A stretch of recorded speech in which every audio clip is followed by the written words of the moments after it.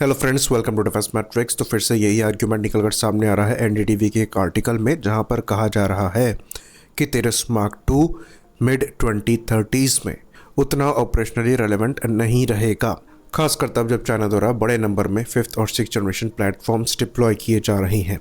तो ये जो एनडीटीवी के आर्टिकल में आर्ग्यूमेंट किया गया है, ये एक्चुअली एक इंटरव्यू के बेसिस पर किया गया है, जिसको farmer air marshal Nagesh Kapoor के स्टेटमेंट पर बेस किया गया है। पर यह आर्ग्यूमेंट एनडीटीवी से पहले भी आ चुका है, जहां पर विष्णु सोम ने पहले भी पॉडकास्ट के दौरान ये आर्ग्यूमेंट रखा था कि तेरस मार्क टू जो है ये उस टाइमलाइन में रेलेवेंट नहीं रहेगा। तो फिर इसी चीज़ पर सवाल उठता है कि अगर मिड 2030s में एक 4.5 जन प्लेटफॉर्म अपना रेलेवेंस खो रहा है, तो क्या रफाल रेलेवेंट रहेगा? क्योंकि अगर रफाल की डील हम इस फाइनेंशियल ईयर में भी साइन करते हैं तो 2030 से पहले वो प्लेटफॉर्म नहीं आने वाले हैं, और वो भी F4 स्टैंडर्ड के होंगे, F5 स्टैंडर्ड के नहीं होंगे, जो कि बेटर इंजन और बेटर रडार और एवियोनिक्स स्पीड के साथ आएंगे। तो अगर एयरफोर्स को वो लॉजिकल लगता है तो तेरस मार्क टू लॉजिकल क्यों नहीं लगता है? दूसरी चीज़, रफाल को लेकर सोर्स कोड हमें मिलेगा, इसके चांसेस बहुत ज़्यादा कम है।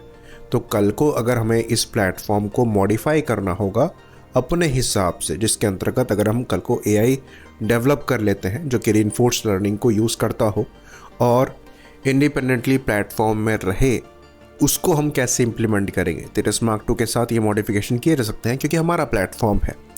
ये चीज़ रफाल के साथ पॉसिबल नहीं होगी। इवन जो लेटेस्ट वेपन्स हम बनाएंगे उनका इंटीग्रेशन तेरस मार्क टू के साथ ज़्यादा आसानी से हम कर पाएंगे। बाकी जो आर्ग्यूमेंट करा जाता है कि तेरस मार्क टू को मैच्योर होने में मिड 2030s लग जाएगा, यानी कि 2035 के अराउंड ये मैच्योर होगा, तो ये आर्ग्यूमेंट गलत है। तेरस मार्क टू जो है ये एक्सटेंशन है तेरस मार्क 1 प्रोग्राम का, और काफ़ी कॉमनैलिटी दोनों प्लेटफॉर्म में आपको दिखाई देगी। हाँ, लेआउट डिफरेंट है, एवियोनिक्स स्वीट में थोड़े बदलाव हैं, पर क्योंकि ये उसी प्रोग्राम का एक्सटेंशन है तो आप स्क्रैच से काम नहीं कर रहे हैं, जिसमें मैच्योरिटी में समय लगेगा। काफ़ी टाइम आप टेस्टिंग में भी कट शॉर्ट करने में सक्षम रहेंगे। इवन सीधे सीधे प्रोटोटाइप्स बनाए जा रहे हैं, कोई भी टेक्नोलॉजी डेमोन्स्ट्रेटर नहीं बनाया जा रहा है। तो इस प्रोग्राम की ये प्रोग्रेस है कि शुरुआत से ही आपको ऑलमोस्ट प्रोडक्शन लेवल के एयरक्राफ्ट दिखाई देंगे। तो यहाँ पर हम प्रोटोटाइप्स की बात कर रहे हैं। अगर इनकी फर्स्ट फ्लाइट 2027 में हो जाती है जैसा कि प्लान है, तो 3 से 4 साल लगेगा इनको सर्विस इंडक्ट होने में, क्योंकि तेजस प्रोग्राम से काफ़ी ज़्यादा सपोर्ट इनको मिल रहा है। और वेपन इंटीग्रेशन जो कि तेरस मार्क 1 में हम इंडियन एवियोनिक्स स्वीट के साथ कर रहे हैं, वो सेम चीज़ कैरी फॉरवर्ड होगी तेरस मार्क 2 में, तो वो ज़्यादा समय नहीं लेगा। सेंसर फ्यूजन की बात बार बार होती है, ये आर्ग्यूमेंट आता है कि रफाल जैसे प्लेटफॉर्म में सेंसर फ्यूजन है, तो ये बात हम आपको बता दें कि ये तेरस मार्क 1A में भी है, तेरस मार्क 2 में भी आपको मिलेगा। तो ये कुछ स्पेसिफिक रफाल के लिए नहीं है। बाकी अगर आप चाइना का ही एग्जांपल ले लें तो उनके पास इतने बड़े नंबर में J16, J11 जैसे प्लेटफॉर्म्स हैं जिनको वो मॉडिफाई कर रहे हैं। इवन J16 को वो प्रोड्यूस करके सर्विस में इंडक्ट कर रहे हैं। तो 4 और 4.5 जन प्लेटफॉर्म आने वाले 40-50 साल कहीं नहीं जाने वाले। हाँ, 5th generation fighter platform definitely ज़्यादा कैपेबल होंगे, स्टेल्थ एक बड़ा एडवांटेज है, लेकिन ये जो 4 और 4.5 जन प्लेटफॉर्म है, इनके साथ CCS को ऐड करके जो इनकी शॉर्टकमिंग है फ्यूचर के लिए, आप उसे दूर कर रहे हैं। सुबह भी हमने यही आर्ग्यूमेंट किया था कि हमें कोलैबोरेटिव कॉम्बैट एयरक्राफ्ट पर काम करना चाहिए। तो ये फ्यूचर है। 4.5 या 4th generation platforms cost effective होते हैं ऑपरेट करने में, और ये डिसेंट फायर पावर कैरी कर सकते हैं, जो कि 5th जनरेशन प्लेटफॉर्म नहीं कर सकते। स्टेल्थ को मेंटेन करने के कुछ डिसएडवांटेज होते हैं, वो 4 या 4.5 जन प्लेटफॉर्म में नहीं है।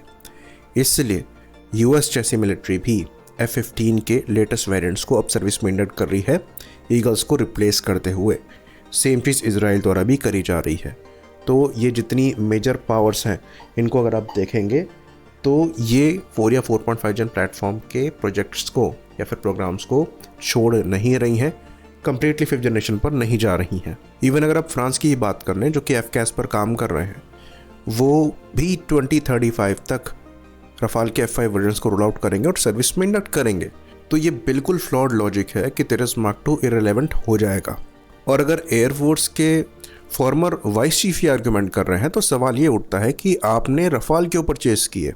आपको F-35 या Su-57 को परचेज करना चाहिए था अगर आप फ्यूचर की रिक्वायरमेंट को कैटर करना चाहते हैं। तो अनफॉर्चुनेटली ये जो स्टेटमेंट्स निकल कर सामने आ रहे हैं ये बिल्कुल भी लॉजिकल नहीं लगते हैं, और बार बार पब्लिक में देयर इज मार्क टू के आने से पहले ही माहौल बनाना कि ये इरेलेवेंट हो जाएंगे बिल्कुल गलत स्टेटमेंट है और अवॉइड किया जाना चाहिए।